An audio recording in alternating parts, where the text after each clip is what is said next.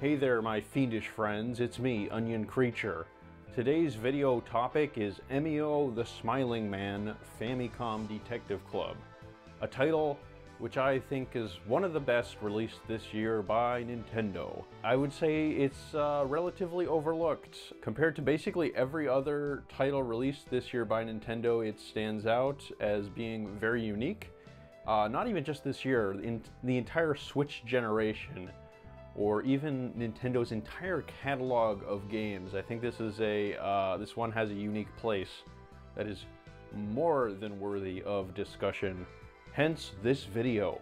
I just want to say that I'm not going to be spoiling any of the plot details in this video because I think that would be a disservice to the title. I think this game is best enjoyed going in without knowing too much about it, if you can. Speaking of that, I would not recommend reading the ESRB's age rating description because it does spoil major plot details, and that was released before the game was released. And I read that and I was like, oh, I probably should not have done that because it has some major plot details in that aren't actually revealed until very late in the game. And I kind of knew that they were coming because I had read that ESRB rating, and I was like, shoot, that's annoying. So do not read that if you want to go in totally spoiler-free, would be my recommendation. So this is a game in the Famicom Detective Club series. It's a series which is creator and creative force behind it is gentleman by the name of Yoshio Sakamoto, who is also a major creative force in the Metroid series. So this is a slightly lesser known series that he was also a major part of. The first two Famicom Detective Club games were remade on the Nintendo Switch a couple years back. I have a video in which I go over some of my thoughts on those. So this is essentially the third Famicom Detective Club game, and it's the first one to be made in the modern era, and because of that, I had some expectations going in, specifically in regards to gameplay, so let's just go over that. The gameplay of the Famicom Detective Club series, it's basically a point-and-click adventure detective game where you are going around looking for clues and interviewing different relevant people. I think they have a very good sense of atmosphere. The artwork and sound design in these games is really great, and Emio is no exception. And that's been stepped up a bit for this title. Like, this game has a really great presentation. It's very pleasant to look at. Very good dialogue. You know, in terms of actual gameplay, there isn't that much. You're basically selecting different menu options to progress the story. There is a little bit of wiggle room in terms of how you can interact with the game systems. Like, there's a couple different hidden Easter eggs that are mostly just superfluous and just kind of fun little details if you want to look for them. But apart from that, it's a pretty linear, guided experience without too much direct gameplay interaction. The gameplay experience has been pretty heavily streamlined and improved. There were a couple times in those original two titles where I did have to look up a guide on how to progress just because it was not clear at all in the actual game itself. That didn't happen too often, but it happened enough that it was a minor complaint of mine. For this one, I think it's a lot simpler to progress. There's some things that might throw people off, like not every single interaction you have to do to progress the game's story is totally intuitive. I think if you mess around with the systems enough, you realize there's a limited amount of options in each situation, and it doesn't take that long to exhaust all of your options before you discover the one that you needed to do. There's a look feature where you can look around your environment and select different objects or people. Sometimes you'll have to just look at a character's face in order to determine their emotion, and that will allow you to progress. So yeah, it's just stuff like that. I was myself a bit surprised that they hadn't streamlined that gameplay element more, but I think they have done enough to make it very approachable to newcomers. There might be a bit of a learning curve, but I think by about an hour or two in the game, you should be pretty used to what the game is going to throw at you. Personally, I really didn't have that much trouble with it. It's definitely less intuitive than some of the games it has inspired, including the Ace Attorney games. Those games are inspired by the Famicom Detective Club games, and those I think are a little more streamlined. You know, that's not a bad thing. The creators of the game wanted to keep it consistent with those original two titles, and even if that meant, you know, having it be somewhat archaic in how it plays compared to modern games, with enough quality of life features that it should work well for most people, at least in my opinion. I just want to give a quick little introduction for the setup of the story, and that's basically that there is a murder, and the victim has a smiling paper bag placed over his head, and that has a connection to an urban legend about a man with a paper bag over his head that kills teenage girls. And it also has a connection to a series of murders which took place 18 years previously. And you, as the protagonist at the Utsugi Detective Agency, alongside Mr. Utsugi and Ayumi, who is playable in this game in certain sections, are trying to solve that mystery alongside the police department, who also play a key role in the story. And that's my overview of the story. That's basically the setup, and it continues on from there.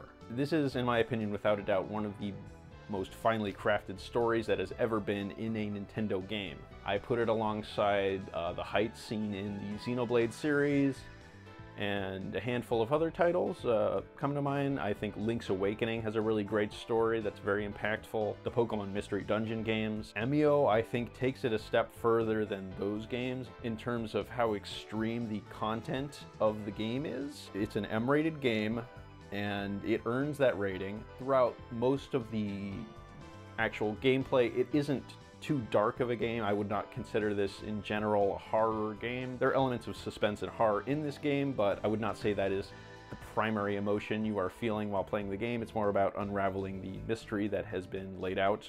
What I do like is, I think if you're paying close enough attention, you'll probably be able to tell where things are going, but the way it unravels and the way it reveals information to you is in general very, very satisfying and very engaging. Throughout, I guess, probably about the 2-week or so period that I played this game, I was like, it was on my mind constantly. Even when I wasn't playing the game, I was theorizing about what might happen next, which is what you want out of a game like this, which is so about the story and the mystery. And I'll just touch on some of the extreme content in this game, again in broad terms. It's very unexpected for a Nintendo game.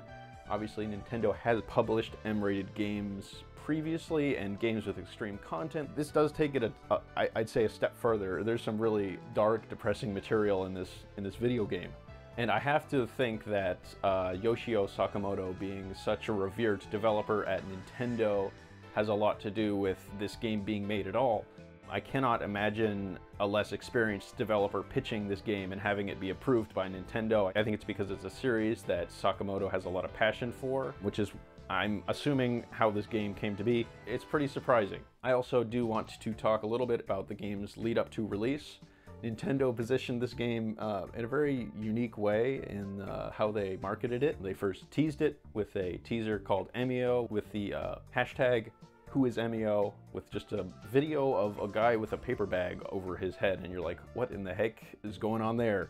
And then the next week, it was revealed that it was actually a Famicom Detective Club game, which was not what I would have expected. Pretty fascinating. Released close to the month of October, you know, about a month out from October, which I think is appropriate for the Halloween season. And Nintendo did something pretty unique in that they age restricted all of the videos that were in relation to Emio, which is not something they usually do with their other videos. So they wanted to make it very clear that this had far more M-rated content than basically any other title that they are marketing. So that was kind of interesting, and yeah, I guess it did lead to some people being disappointed, as you know, the Famicom Detective Club is a fairly unknown and niche series, and some people expected something a bit grander, maybe. But for me, this is probably close to the best case scenario, as I'm a big fan of this series and I think it had a lot of potential to expand in further titles. As Emio demonstrates, I think this is a massive improvement on an already great series. Another way that Nintendo deployed a unique marketing strategy was how they released the demo. The demo for Emio came about a week before the game's actual release date, and it wasn't just one demo, it was a demo that was released in 3 parts. The prologue and the first 3 chapters of the game were included. The prologue in chapter 1 unlocking on that original demo release, and then throughout the next week, chapters 2 and 3 unlocked. It was a great way, I think, of building up hype for the release date. I think because it's such a niche series, Nintendo can get away with doing more unique things with how they handle the pre-release material. And that unique approach to the marketing, I'm not entirely sure if it paid off, at least in Western regions. As far as I could tell, the game did not appear on the top 30 sales charts of the US eShop, which in my opinion is a shame. I think the game did do pretty well in Japan, as far as I could tell by the Japanese eShop charts, where it was fairly high in the rankings following release. So it seemed to have done okay there, as far as I could tell. I think these games have a much smaller budget than most Nintendo titles, and it's actually priced as such. It's priced at $50 US, which is $10 less than the standard Nintendo Switch price point. It did also have a physical release that was fairly limited. I checked a lot of stores around when the game was coming out, and a lot of them didn't seem to have it in stock. So it might be one that's hard to come by in a physical form, at least in the US. But I'm glad that they released it like that. That's pretty cool. They did also release a really great collector's edition. One of the things I like about it is very clearly marked spoiler warnings. So even though there's a language barrier with me not being able to read the text here, I can tell that this is a spoiler warning and that you are intended to complete the game before viewing that material. So you get a really nice art book with some concept art, of course the game itself, 2 different music CDs with the game soundtrack, and I didn't touch on that, but the game soundtrack is really, really great. I would say it's the best of the series, and that's saying something, as the first 2 games had really great music as well. You get a paper bag with the Emio face on it, but it's very small. You can't actually wear that unless you have a very small head, I guess.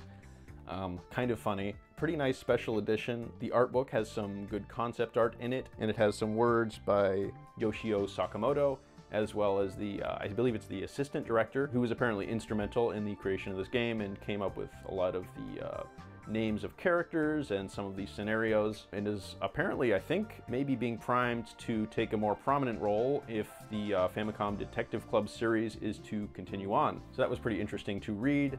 I used the Google Translate on my phone to read through that text. No real new details about the story. It's mostly just going over stuff that's already in the game. But looking at the concept art was pretty neat stuff. So why would I recommend this game? Who would I recommend it to? I think this is an extremely special title, and I would really like it if more people in the world were to experience it, because it's extremely well done, in my opinion. I would say my biggest complaint is some of the pacing in the middle section of the game is a bit slow. Some of it probably could have been tightened up a bit. The game itself, I would say, is about, give or take, 15 to 20 hours long, which is, I'd say, a reasonable length. This is one of my least favorite things about game reviews, is when the game length is made as a make or break issue. If a game is too short, it's not worth buying, is the position some reviewers seem to come to, which is one I tend to disagree with in a lot of different cases. There are some games which I think go on longer than they really need to, and I don't think it should be encouraged just to have a game go on just for the sake of having more content. I don't think that's necessarily valuable. And especially for a story-based game, if this was the amount of time that the story needed to be told in, I think that's just how it is, you know? It works for me. So who would I recommend this game to? I would recommend this game to a decent chunk of people, I would say. It does have fairly extreme content, so do know that going in. The whole of the game does not contain that, but the overarching themes are quite dismal at times, so do know that. But apart from that, you know, I think people who are looking for unique and interesting, just highly engaging, emotional storytelling in video games really do owe it to themselves to check this out, I would say. It's very special in my opinion. I think this is the best story that Yoshio Sakamoto has ever worked on. I mentioned previously that the Ace Attorney series was inspired by this series of games, and I think it does have a similar level of appeal in terms of just how satisfying it is to play it and reach the ending and have all the plot points tied up. It does have a similar appeal to me, and the Ace Attorney series is actually fairly popular, so I think there is an audience for this type of game. I just don't know if Nintendo has really captured it in terms of the sales numbers. And obviously sales numbers don't really matter. Like, to me, what matters the most is having a valuable experience with the game. I think more people should be checking this one out. It's very much worth it. I would say if there's any Ace Attorney fans that are not familiar with the Famicom Detective Club series, but want a game that's in a similar vein, very different, but in terms of gameplay and overall flow of the experience, I would say it's reasonably similar to Ace Attorney. I would say the experience is comparable. And in terms of how emotionally resonant this game got, the only other ones I can think of are Xenoblade 2 and Xenoblade 3. Specifically in Xenoblade 3, the Chapter 6 segment. I also have to include Pokemon Mystery Dungeon Explorers of Time in that category. I will say it's a feel-bad game. When you get to the end of it, it's not going to be the most pleasant emotions. So those are some points I wanted to bring up about this delightful, well, I guess delightful wouldn't be the word, but truly remarkable video game product that Nintendo released this year. In the last year of the Switch, this has been such a unique year in Nintendo's history. I think because we're nearing the end of the Switch's lifespan, we're getting some very unique releases that probably wouldn't have happened earlier on in the lifespan of the system. I guess there's just more room for some of these off-the-wall titles that developers have ideas for. I do hope we see more Famicom Detective Club games. This game is standalone. You don't need to play any of the previous two. I would recommend those games, but this is definitely the best one. And if you want to start with it, you definitely can. But good lord, is it good. One of the best narratives in any video game I've ever experienced. I just needed to discuss it. I think I really did. It's an experience that definitely has stuck with me since I finished it. Well, that's all I have on this topic. Alright, this has been Onion Creature, signing out.